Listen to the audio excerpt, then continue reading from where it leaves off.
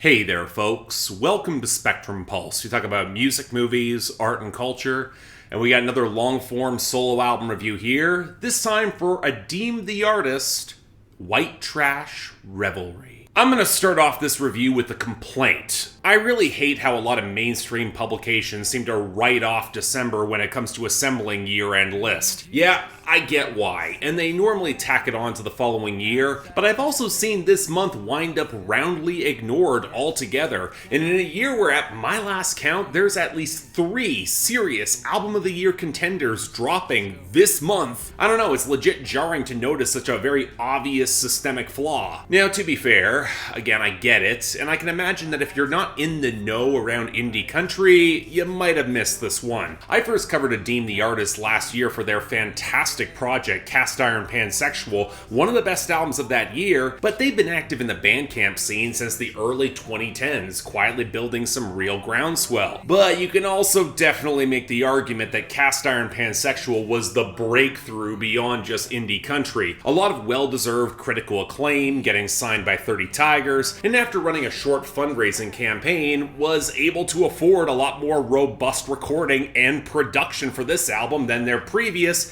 very homespun work. Now, I'll admit that did have me a little cautious. Sometimes an artist gets a budget and doesn't really know how to use it effectively. But you know what? Adeem The Artist was always most noteworthy for me as a songwriter. And the first 2 singles that I covered on my TikTok had me convinced that we could be in for something very special. So alright, what do we get for White Trash Revelry? Okay, let me dispense with the formalities here. Yeah, the album is goddamn excellent. The natural extension of so much of what I loved on Cast Iron Pansexual, but with a real budget to bring forth a lot warmer, more robust arrangements that Adeem The Artist takes to with aplomb, but without sacrificing all the wit or the firepower. It's easily one of the best country albums of 2022, but is it better than Cast Iron Pansexual? I mean, it's an interesting comparison, and personally I think some of the finer, weirder details that made that album just such a idiosyncratic release have been kinda smoothed over for a wider audience. But at the same time, this is also more refined and expansive and accessible, an aesthetic tweaking that does not make for a worse album, just kind of a different one with different aims, albeit one that doesn't quite feel as self-contained, at least for me. And you know, that does lead to an interesting conversation, because the sound here has absolutely changed. There was this intimate and very brittle feel to Cast Iron Pansexual that does show up on a couple songs here, like Middle of a Heart and the closer My America, and some of the wonderful touches of subtle sound design, they also show up again, like how some of the drums will slip into the back of Middle of the Heart sounding just so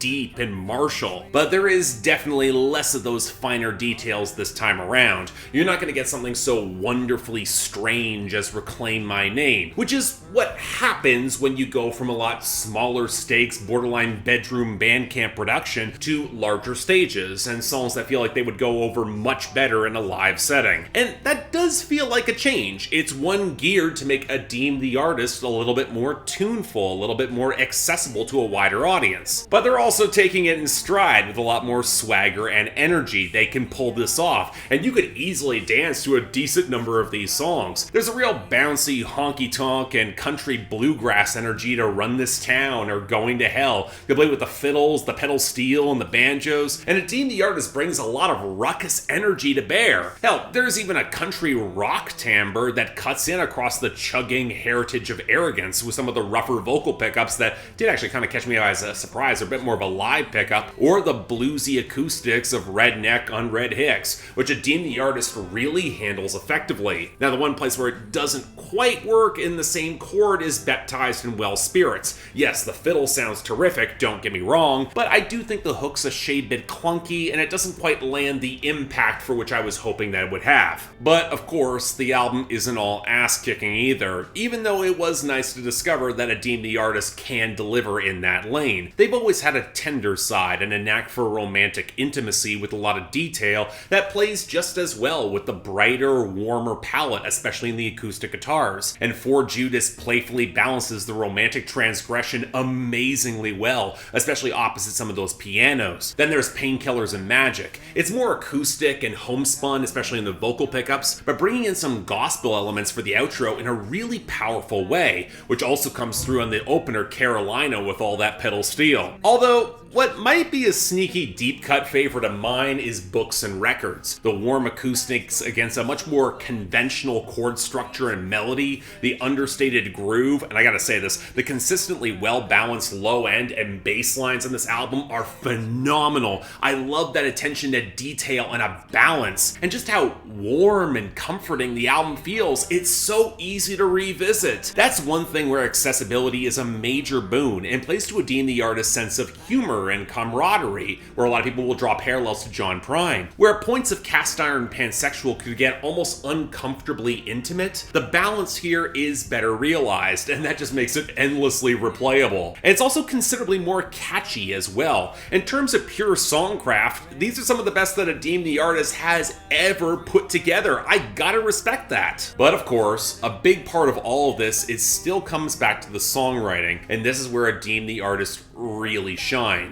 I mean, the lyrics and writing were always the best part of their last album, and it's just as true here, especially in the moral ambiguity and the wide-angle framing. Now, the most obvious example last time was I Wish You Would Have Been a Cowboy, which is directly addressing the impacts that Toby Keith's music had across the 2000s, but where the edge in that song came was as a fan, at least a casual one, who knew the music and the artist just as well, and the willingness to give grace, but realize that doing so comes with higher stakes, and it creates a lot of tension in the right way. Take Heritage of Arrogance this time, which seeks to target how whiteness is portrayed in the American South, how binaristic it can be framed between the Klan and the Black Panthers, but as an adult, Adeem the Artist can realize that framing it as two sides of the same coin versus systemic racism egged on by evangelical religion can kind of distort the reality of the situation and the conversation, and they've got a real desire to do the difficult work of dismantling a bad system, even if they're aware they're going to screw up along the way. And Going to Hell takes it even further by slyly flipping pieces of old music legend around Robert Johnson and The Devil Went Down to Georgia that conveniently sidesteps the reality of how a lot of white kids really discover the blues. Or take Middle of a Heart, an album standout that reckons with guns and the pipeline of recruiting kids into the military and patriotism, and yet I love how balanced the song is between a genuine desire to fight for one's country and succeed and get one's education, but also a serious reckoning of what you have to do, what you have to become in that process. But it's that persistent sense of empathy, a willingness to challenge an enemy distinction, that makes Adeem the Artist's writing so very humanistic. Redneck Unread Hicks, it's the obvious example in challenging some stereotypes of rural communities that are often way more progressive, accepting, and willing to organize than the liberal media will actually frame them. A great balance alongside the messy and often very painful family settings of Carolina, the opener,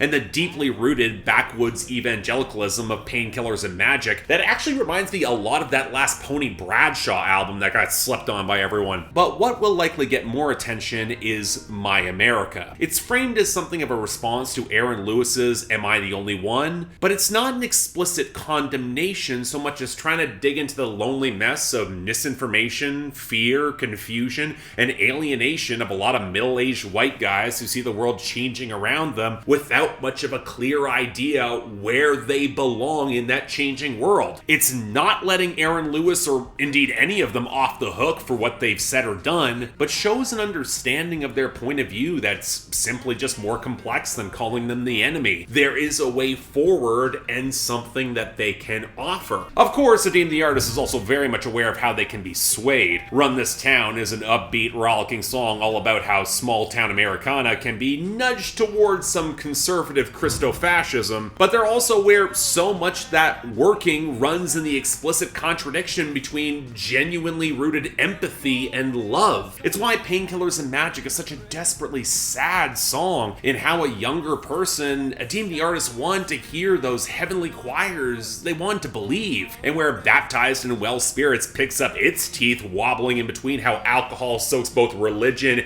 and the music scene and the wavering path between them, but also for how joyful and sincere For Judas feels, not just in the transgressive implications around religion, but how well they realize the setting of a very queer love story that can be accepted. It feels so lived in and authentic. And I think that's another reason why I love books and records so much. You can't escape the very real and textured context of poverty on this album, the struggle within late capitalism to survive, where you have to sell off treasured books or records to keep the lights on, but the history, the family, the love that you carry within them gives you the impetus to keep trying. They'll be what you'll cherish in your final years. You're gonna buy them back someday. You know it. So to put it all together, I could be the guy to come around and say that I was ahead of the game when it came to Adeem the Artist. The truth is, I really wasn't. I only discovered them last year. They've been working damn near a decade to get to this very well-deserved breakthrough. But I mean, what a breakthrough it is. It's warm, it's infectious, it's endlessly witty, and radically authentic and empathetic, handling one of the best of 2022 regardless of genre. Y'all have run out of excuses to not hear Adeem the Artist, be they taking you to heaven, hell, or somewhere in between. A lot of folks will miss this simply as a factor of dropping in December of 2022. Do not be among them. Check this out. So yeah, thanks a lot for watching. If you'd like to like and subscribe, I would be extremely grateful. I also know reviews like this of somewhat obscure indie country albums are not going to get the traction they should. But again, this album absolutely rules, so please go share this around, check it out. Actually, yeah, just as much as you possibly can. We want more music like this from an artist like Adeem the Artist to get more traction. Beyond that, though, anything else I might be able to do to improve my presentation, I'm all ears. And if you guys want to get involved in helping support the channel, getting involved in my Discord, and in the new year, maybe getting more albums onto my schedule, link to my Patreon is right over there. Once again, don't feel obligated. I understand, tough times, but option is available. Till then, I'm Mark, you're watching Spectrum Pulse, and I'll see you next time.